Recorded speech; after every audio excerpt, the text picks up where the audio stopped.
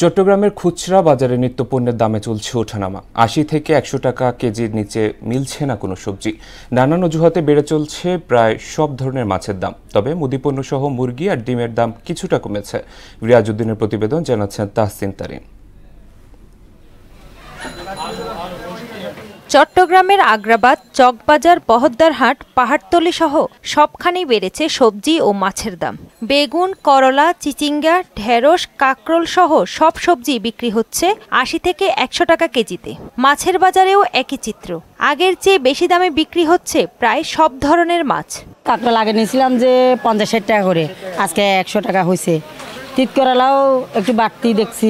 গত সপ্তাহে ধরেন বরবটি ছিল ৪০ টাকা ৫০ টাকা, এখন নিচ্ছে ৮০ টাকা। আমরা তো একটা বাজেট নিয়ে আসি, কিন্তু এটা কেনার পরে তখন ওদের কাছ থেকে বাকি রেখে যেতে হয়। ইলিশ মাছ বিক্রি হচ্ছে ৮০০, ১২০০, ইলিশ মাছ ২২০ টাকা। তবে কিছুটা স্বস্তি মুরগি ও ডিমের বাজারে। ব্রয়লার মুরগির দাম কমে বিক্রি হচ্ছে ১৪০ থেকে ১৫০ টাকায়। ১ ডজন ডিম পাওয়া যাচ্ছে ১১০ থেকে ১১৫ টাকায়। সোনার মুরগি ৩০০ টাকা, আর ফার্ম চলে ১৫০ টাকা, আর ওই দেশি মুরগি চলে ৬০০ টাকা। এছাড়া অনেক মুদি পণ্যের দাম আগের থেকে কেজিতে ৫ থেকে ১০ টাকা কমে বিক্রি হচ্ছে। এই সপ্তাহে পেঁয়াজ বিক্রি করতেছি ৫৫ টাকা।